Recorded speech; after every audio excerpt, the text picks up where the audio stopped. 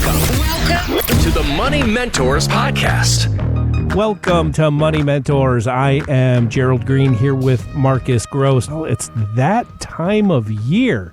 I saw the sun. Finally. and it happens, right? And it happens usually around the time when pitchers and catchers report. So imagine that. Gearing up for a fantastic summer season. Not that I'm over winter, but I'm over winter. So. We all are, aren't we? Yeah. And look forward to the warm activities outdoor. Like, I haven't been fishing in a river in 7 months. Like, it's time. You couldn't. The ice. It's time to get back on the golf course, too. Yes. Marcus, you big golf guy, too?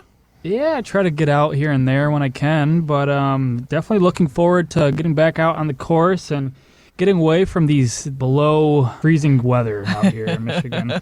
Absolutely. But I was joking with Marcus before the show, Gerald. Marcus hasn't been on in several weeks. I feel like we just called him out of the dugout to come play ball with us here on Money Mentors this week. You got to give the rookies a shot every once in a while. See how they swing the bat, right? We joke with him. We call him the rookie here on the show, but Marcus has been at this quite a while too. So happy to have him along here for the ride this week here on Money Mentors. But question for you guys this week: before you got into this business of helping people with retirement, go way back for me, Marcus. What was your very first job? Do you remember?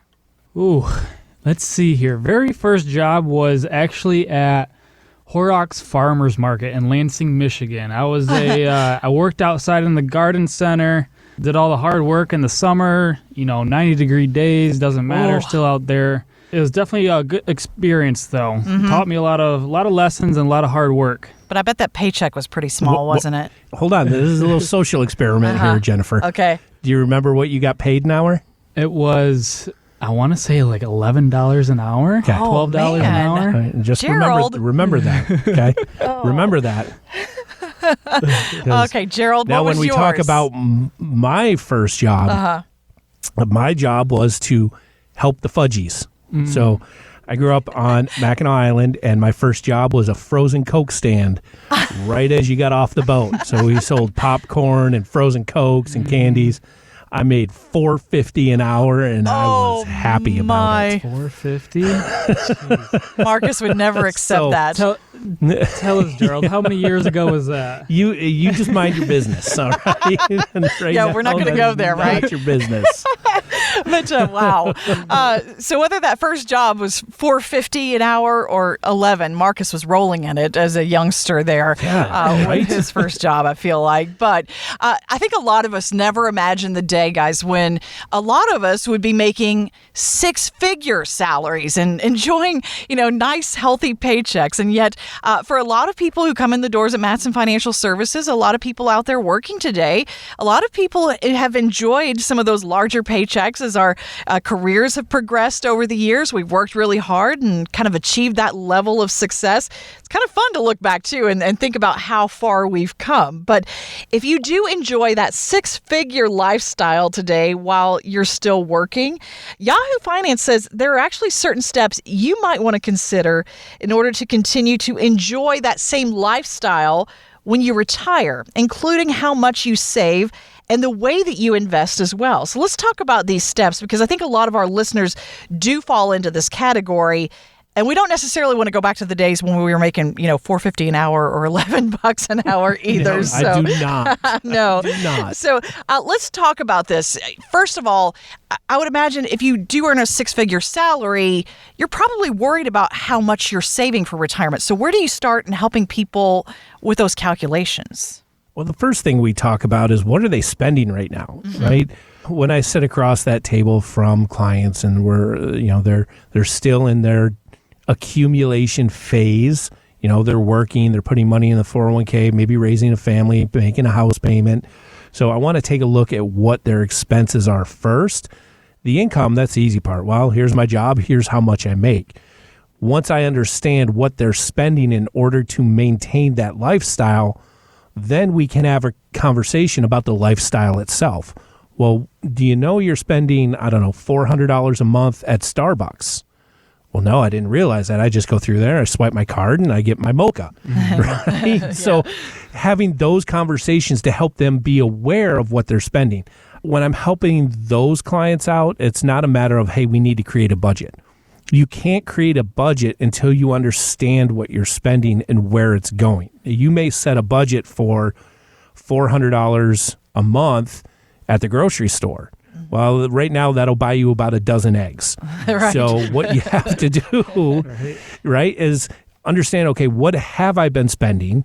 Okay, it's averaging about $200 a week rather than $100 a week. Now we understand that. So it's understanding what you're spending with reference to what you're making to help create that plan. And if there's, that overage, if you have that discretionary income, now we take a look at the next step is, where are those discretionary dollars going? We got to have an emergency fund, or, I'm saving up for college for the kids, whatever those goals are. Now we're directing those dollars based off what those goals are. Those goals are going to change over time, right? We want to make sure that clients, when they're in their accumulation phase of their working years, we want to make sure they're going to hit those goals along the way, but also at the same time, set aside money for their retirement so they can have a lasting, enjoyable retirement. Like right now, if you're under the age of 50, you can contribute up to $23,000 in your 401k, up to $7,000 in an IRA or Roth IRA. Have certain income limits on those things too, but we want to make sure there's a balance within or for our clients that are in that accumulation phase. Yeah. And, Marcus, I know you work with a lot of people on those retirement account contributions. There's also things like Roth conversions or things like the backdoor Roth. You also help people with those kinds of strategies, too. And sometimes people are surprised to find out that, hey, they're not limited in terms of income on some of those moves. But again, a fiduciary advisor can walk you through what those rules are, right? Exactly. Yep. We work with a lot of tax preparers, too, and we work directly with our client's tax preparer if they already have one. But we know different strategies that we can use to maybe save them tax dollars now, but also look to save them tax dollars in the future, because we know, generally speaking, that tax rates are going to go up over the long term, right? Mm-hmm. Now, what else do these six-figure people need to keep in mind when they're saving and investing for retirement? Are there other specific challenges that they need to think about in order to keep up that same lifestyle later in retirement? The biggest thing is you're going to have bumps in the road, right? You're going to have a great plan. Maybe you've got that budget worked out and you know what you're saving, you know what you're spending, but something is going to happen. It could be a medical expense. It could be a huge home expense. You're going to have to adjust to something that happens in your life while you're working. The main goal is just handle it, figure out how to get through it, make things get back to normal, but you got to stay on track. Then it's a matter of getting back to where you were. I know that for my clients who are retiring, I may come up with the best plan on that day and it looks great and we're humming along for a year or two, and then all of a sudden X happens, right? There's a major expense or they decide to drastically change their goals.